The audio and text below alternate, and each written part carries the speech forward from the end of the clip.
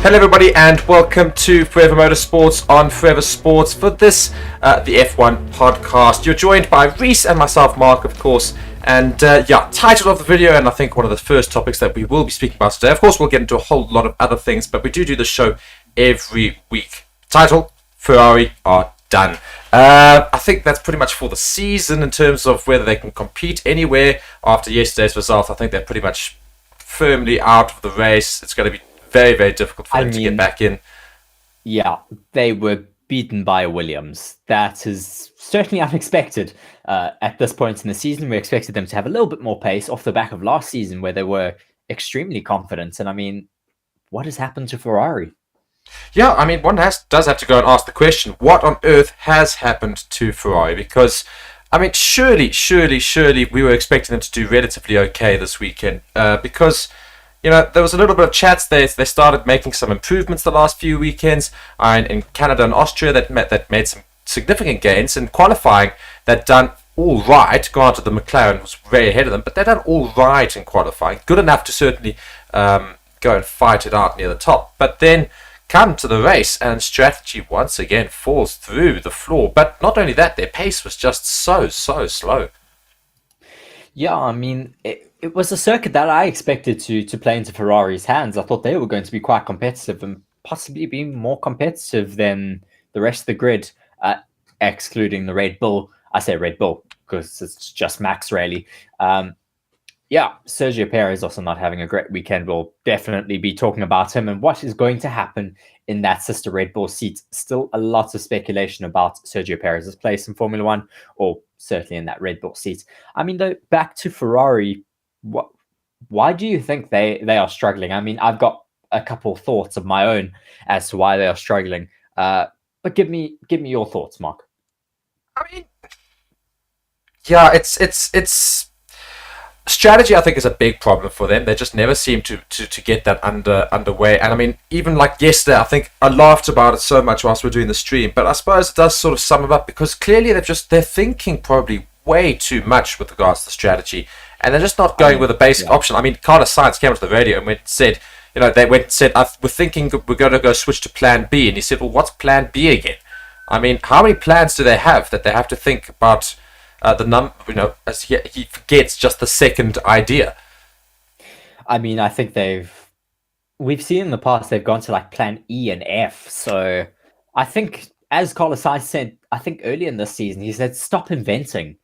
And they need to just use more traditional strategies and stop trying to make up places in the strategy and just do the talking on the track. I mean, of course, you can make a bit of a leapfrog in the pits, but sure, make a good call, but don't do stupid things like they did yesterday where they boxed them so early and then just left them high and dry on a set of hards when there was a safety car. I mean, I understand it can give you track position, but you can calculate that, and they could have seen that it wasn't going to work. Yeah, I mean, it is a very, very, very odd one. I mean, also, I mean, we didn't even really get to talk about Charles Leclerc yesterday and where he finished up. No, he was just lost. Yeah, I mean, yeah. It's a bit of a problem. Other things that, of course, happened yesterday, just very quickly, I suppose we can go on to that.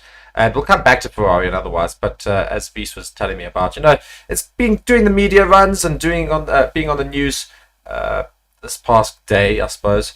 That is with regards to Cara Delevingne and yes. Martin Brundle and their little exchange that they had on the grid beforehand. And I think, as Martin does make reference to when he goes and meets with her, he says, when you're on the grid, you have to be talked to, you have to expect. And I think that's my biggest thing with regards to yesterday, is if you are going to be on the Formula One grid, do your due diligence and learn about the fact that this is what happens in the sport. I don't think it even goes as far as to be, you're on the grid, be a nice person. No, you're a celebrity in the public eye. You've got cameras all around you who are going to, at some point, ask you a question. Be nice. You're a public figure. And be nice. It doesn't cost you anything to be a nice person. Exactly, and not just that. I think it's also just stupid. You're going into a sport. You've got to be understanding that for the 20 minutes or so that you are on that grid, is that you are now, as you say, in the public eye. You are actually now representing your brand. which means that Yes. if somebody comes up to you, you've got to put on the smile. Even if you don't want to, I know it's horrible if you don't want to get interviewed. I can understand that, not wanting to necessarily be interviewed.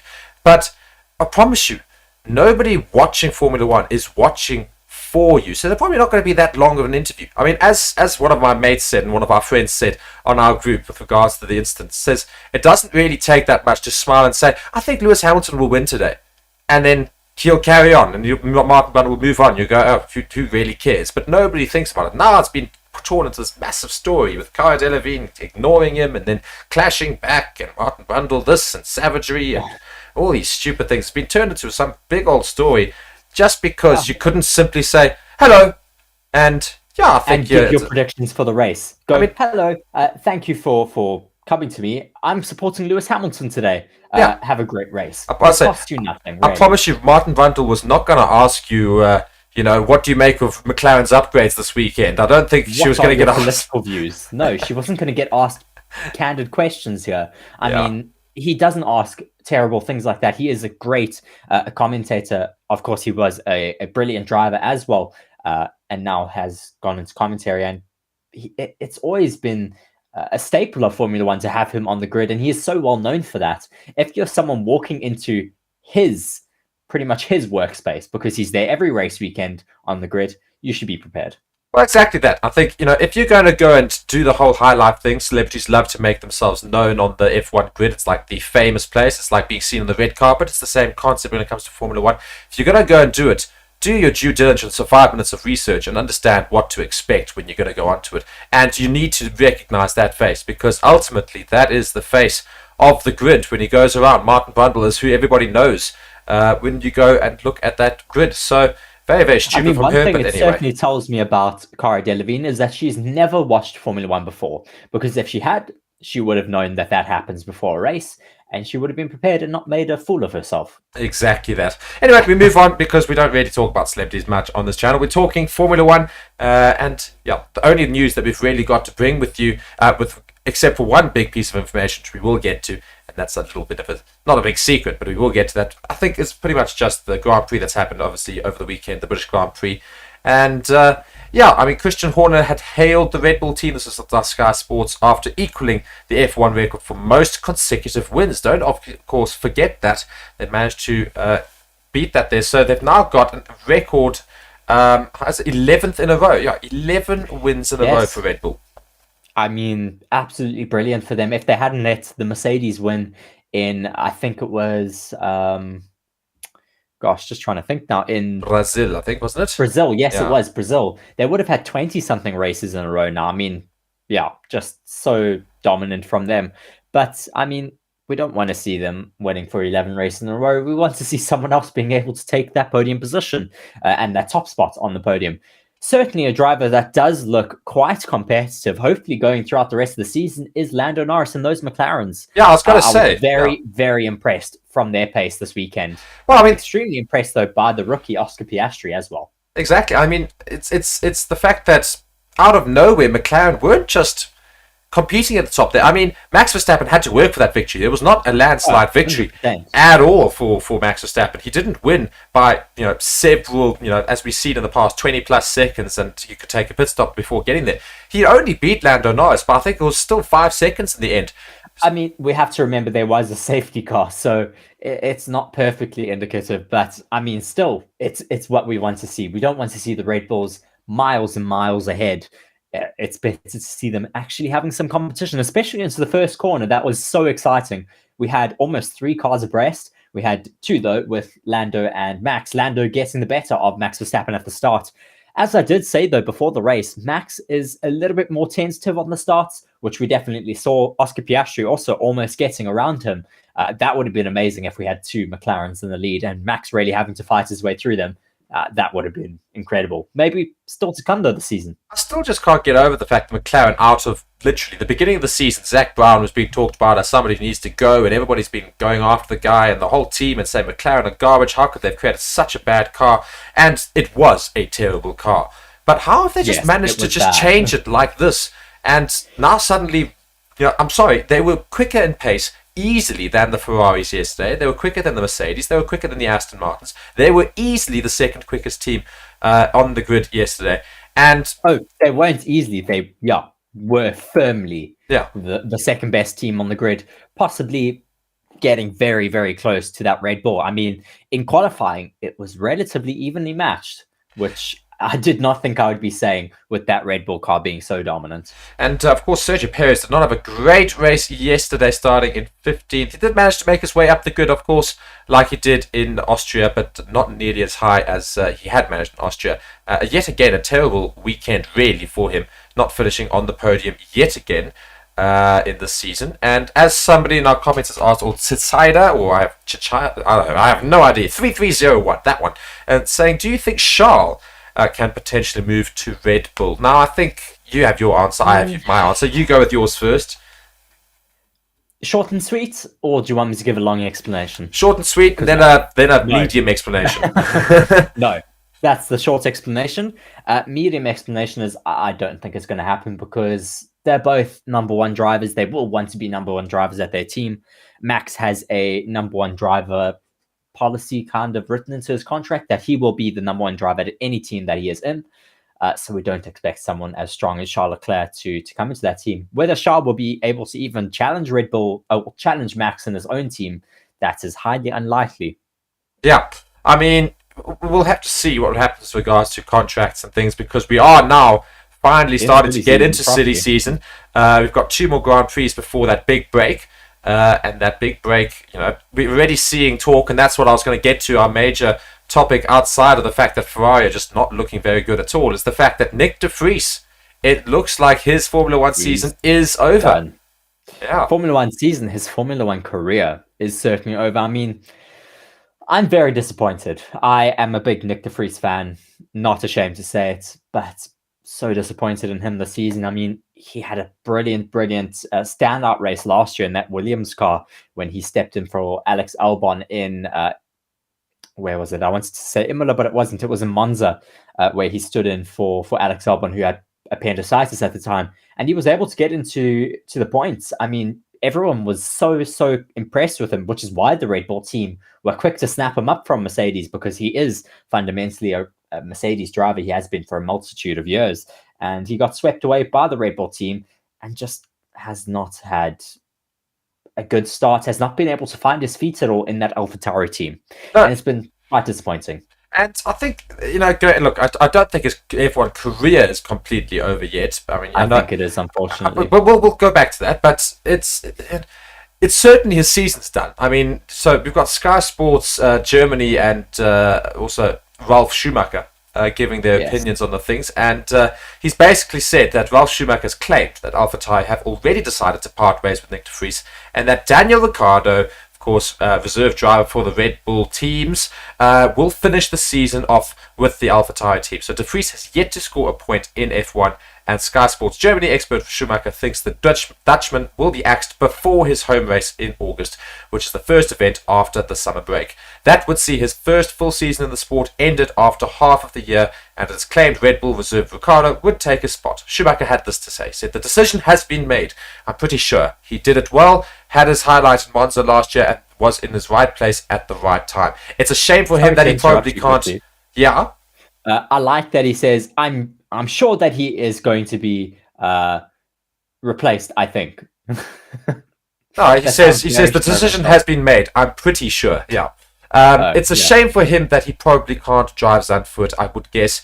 But also good for Daniel Ricciardo and for the team. AlphaTauri is really bad on the road and could use a little experience. Nothing is fixed, but everything is possible. So it does look like Nyck de Vries. I mean, this is not the only report that's come out about him. It looks like he is gone. So what I've heard in the rumor mill, at least the Formula One rumor mill, which is always turning and always very, very busy, of course, there's always so much drama surrounding Formula One.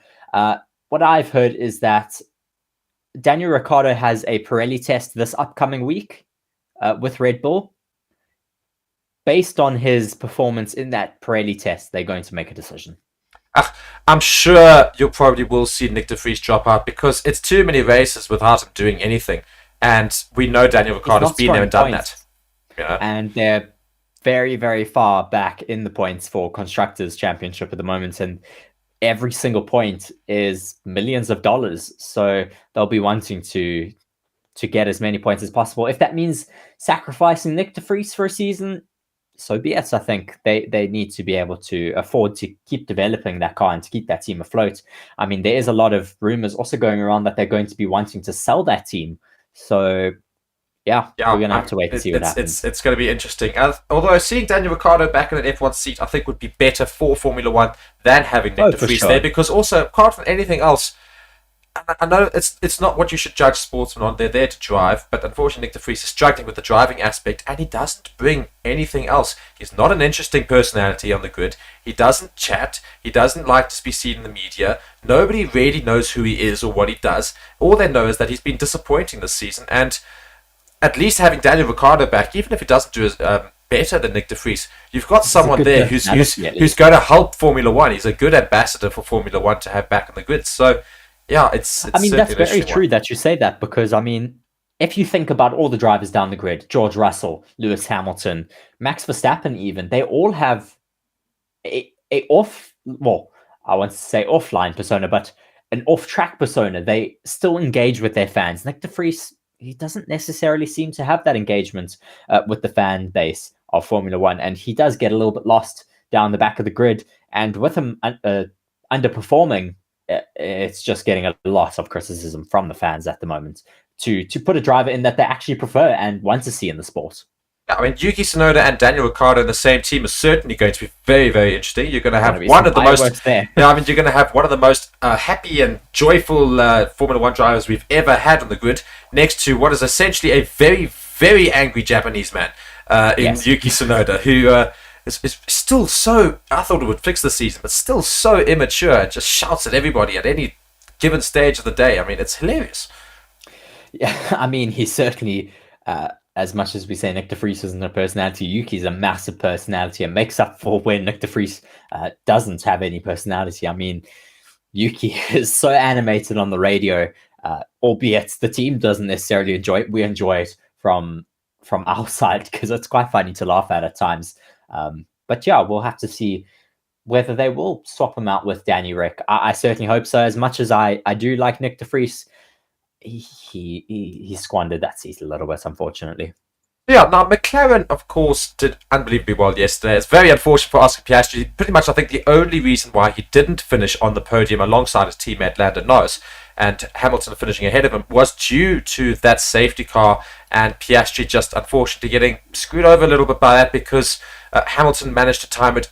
Well, he didn't obviously time it necessarily. It just happened perfectly for him to come into the pits and make use of that virtual that then became safety car. Well, Piastri did drive past the pits. As I as I say, I'm wrong. He pitted previously, and then Piastri unfortunately had it was literally at the pit window, and Piastri dove into the pits, and literally like a lap after that, we then saw the safety car come out, and that was horrible for Piastri. He lost so much time as a result. I mean, it would have been the rookie's first ever Formula One podium. I mean, to get a podium in your rookie season is pretty unheard of. I mean, it just shows his true talent to be able to put that McLaren up so high and match his teammates in qualifying, as well as being able to stick with him throughout the race. He drove so well yesterday, and I certainly believed he deserved that podium spot, but still very happy for the British fans to have gotten Lewis Hamilton on the podium. Yeah, exactly. I mean, Lewis Hamilton's not going to be complaining. He managed to get onto the podium. But yeah, as somebody's gone and asked in the comments, and we did have our say about this in the stream yesterday, the live stream, of course, when we did the Formula One. But it's asking, why did Lance Stroll not give the position back when he clearly overtook Gasly from the outside? And well, our position on this is very clear, because he wasn't on the outside; he was pushed off the track by Gasly, which is why, that's interesting that we say that now, because I remember now watching, I think it was Carlos Sainz ever so slightly nudged Gasly, and Gasly just lost it with Sainz after the race in the press area. He walked past him and said, "Don't push me like that, Carlos." Because they went through, I think it was Cops at the time. Yes, it was Cops. And they were wheel by wheel, and ever so slightly nudged wheels didn't take either car off the track or affect them at all. But Gasly was not impressed at all. Very hypocritical of him after pushing Stroll wide. Yeah, I mean, he pushed Stroll off the track essentially because Stroll was alongside him and more than halfway up the car's breadth, which Yes, means that you've they got to were give completely space. side to side. You've got to give space to him, and Lance Stroll was waved off. So that's why we saw Gasly and Lance Stroll allowed to stay there because Gasly then, they looked at it, and yes, black and white flags were waved for Lance Stroll because he went off the track ever so slightly, but they knew that they couldn't do anything else. So it was like a sort of mix of the two. And also karma does come back to Pierre Gasly. Of course, both Alpines did not finish the race. So I think the Formula One spirit said, you know what, unfortunately, it's exactly how it works. Yeah, I mean, karma comes back to bite you sometimes in the bum, and it certainly did with Gasly. He wasn't able to get past Carlos Sainz on a set of old hards, but I mean, damage limitations from those Ferraris yesterday, finishing, I think it was 9th and 10th, wasn't it, Mark? Yeah, they finished so far down the grid, we don't even really care about Ferrari. I mean, it was, yeah, just such a horrid day for the red team. And we thought that they'd finally be able to get back into winning ways, or at least into podium positions and fighting it out near the top. And just not again. So, yeah. Yeah, it's a bit disappointing. I didn't give my reason as to why I think Ferrari are struggling this season. I think it's because they've had a shift of ownership, of course, with the new team boss. It does upset, I think, the entire order of things It was throughout the even team. worse last season. Well, I know that, but I mean, you've changed from Mattia Binotto to Frederick Vasseur, and he's making major changes in Ferrari, not only for the next 2 to 3 years, but for the next 10, 15, 20 years, because he's looking at mechanics to sign in the future. He's looking at up and coming engineers that he wants to sign who may be involved in other teams, but he doesn't care. He's trying to lock them down for the future and try get Ferrari back to their winning ways, which is what everyone really wants. The entire sport actually needs it because Ferrari are the bloodline of Formula One. They have been there since the beginning, and we don't want to see them falling back. We want to see them fighting for championships. So, I mean, essentially our question for the stream was, are Ferrari going to be able to compete at any point during the season, or is their season done? I mean, we don't know. We can always see Ferrari being able to turn things around like McLaren have been able to do. I have an article here, though, just talking about Andrea Stella's opinion as to why they've been able to make that big turnaround. It's because they have gotten a little bit of inspiration from that Red Bull car, but it isn't fundamentally a Red Bull McLaren. It is still their own car, but it shows how teams are able to just take inspiration from another team, like Aston Martin did this season, and be able to jump up the order. Hopefully, Ferrari just ditch this fact that they have to stick with what they have and start thinking outside the box and just getting up the grid. We don't want to see them falling back, which is what they're doing at the moment. If they keep going the way that they are, they're going to be a midfield team. No, and which is not what we want. No, not at all. And another team that I suppose we haven't talked about much, and it's very depressing not to talk about them much because they've gained so many fans, is Aston Martin, of course, who also seem to be really struggling again. This last 3-4 Grand Prix now have been rather poor for the Green Machine. Yes, Alonso did all right yesterday, finished near the top 5, and I think where did he? Was it 6th? I think he finished. Or was it 5th position? I think it was just ahead of Perez. I think. But, I will let you know in a second. It's all right. If before we started the season we looked at Aston Martin, 7th. So if before the season we saw Alonso finishing 7th and Stroll 11th for Aston Martin, we'd say, you know what, that's all right. That's about where we expect them to be. But from the beginning of the season, when they were getting podiums, it's just, what's happened? Yeah, I mean, I think they've been outdeveloped by other teams. Unfortunately, they're not used to fighting so far up the front of the grid. It's a good learning curve for them, at least this season. Hopefully, they'll be able to compete again next season. I mean, it's showing them where they need to develop, what certain tracks they need to develop their car for, because we are seeing that it is always in Formula One as we go throughout the season. It's a developmental game. Whoever makes the biggest upgrades throughout the season is able to take that championship. Granted, of course, Red Bull are strong from the beginning of the season, but they are still bringing upgrades. They bring a major upgrade to Hungary this weekend, I'll say now. They bring a new floor to this weekend. I mean, gosh, their floor has been so dominant and so far ahead of everyone else on the grid, but they're still upgrading it and developing it. It shows that you cannot sleep in Formula One, otherwise you are just going to get left in the dust. Yeah, indeed. And I did have a poll running throughout the stream, which I've just ended now, and it was very simply, can Ferrari turn things around? And I had 4 options, and it was actually apparently a good set of options. And the first one was, of course, which did get the most of the votes, but only 32%. So only 30% of people reckon that Ferrari can genuinely turn this around. 25% of people think don't know this team anymore. They just don't know who Ferrari are. Then 28% of you said, maybe, maybe they can turn around. The maybes. And then, of course, right at the bottom, nope, they're down and out, which got 14% of the votes. So, I think that's pretty much sums up Ferrari right now. It's just, it's 30%, 28%, 25% mixed votes across where we think they could finish. And I think that's pretty much Ferrari right now. It's just we don't know, but not looking particularly good.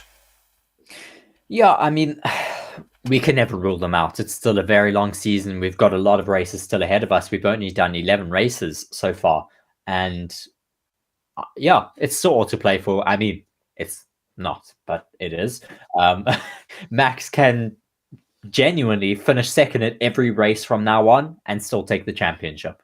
Yeah, so there's been a lot of talk on social media and from other Formula One channels and stuff like that, talking about what we should do about a runaway season like we have this year from Max Verstappen and Red Bull. Should we just gift them the championship halfway through the season and say, okay, cool, go home, go play with your cats, Max, go play on your simulator. Everyone else will play for the best of the rest trophy, and we'll put Yuki Tsunoda in your seat.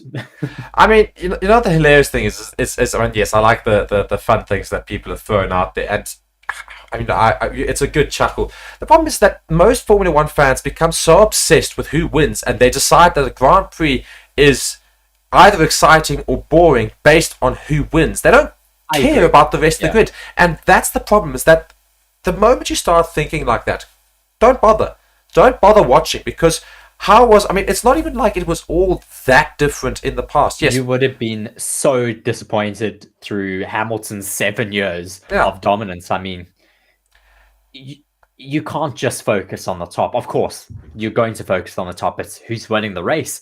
But you can also still enjoy the midfield battles, which, I mean, we've had this weekend. Yeah. Phenomenal midfield battles. And not just that, it's the fact that, take away the Drivers' Championship. Red Bull are out of here. We know this. But we still see surprising things that seem to get all of us out of our chairs, like Perez not finishing, not getting into Q2, let alone Q3. And those sort of things still happen. And also, our midfield battle / even the best of the rest battle is seriously competitive this year. Take Red Bull out of the equation. We've got Mercedes, now McLaren probably asking the question. Ferrari and Aston Martin are all there trying to vie for that second position. You've left out a team. Who have I left out? Williams. Yes, and Williams is right. They're not quite fighting for the best of the rest, but they're certainly, again, that's nasty to my Williams. It's a very, very exciting team to watch. I mean, it's going to be interesting to see what happens. I'm happy to see that we do have quite a tight midfield, but I still do want, of course, that Red Bull to kind of fall back a little bit. As much as I am a Red Bull supporter, I do support obviously quite a few teams down the grid. But yeah, I want to see just closer racing like we had this weekend. Max only finished 3 seconds ahead of Lando Norris, but that was, of course, due to the safety car. It will be nice to see more drivers fighting it out for that top spot. Barrett also there agreeing with us pretty much on all those points. So thank you to you in the comments. Thank you to everybody who's been watching the Forever F1 podcast, well, the F1 podcast here on Forever Motorsports.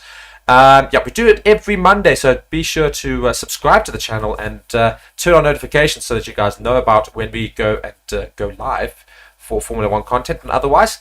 And thanks again to Bitdefender for sponsoring the channel. Bitdefender, you can see them all around us here. Great package from them. Go check them out in the descriptions of all of our videos as well. And Reece, any final comments before we wrap up today's show? Yes, well, we haven't spoken about him. You touched on him very, very quickly. Sergio Perez. What do you think is going to happen with him? I mean, gosh, he has been so far off of the form recently in the most competitive car possibly of all time. Well, I'm not sure it's necessarily of all time. Those Mercs were Yes, also. it is. No, I mean, the Mercedes weren't ever able to take. If Max gets one more consecutive win, it is the most consecutive wins in history. Yeah, it is true. It is true. It is true. So, look, it's going to be very interesting because, we talked about earlier in the show Nyck de Vries and the fact that Daniel Ricciardo is likely going to go and take that seat in silly season. Yes, so that means that if you wanted to replace Sergio Perez with Daniel Ricciardo, which would have been a very good replacement, can't happen anymore, which means they now go to a rookie potentially taking Sergio Perez's place, which is why I don't think it's going to happen.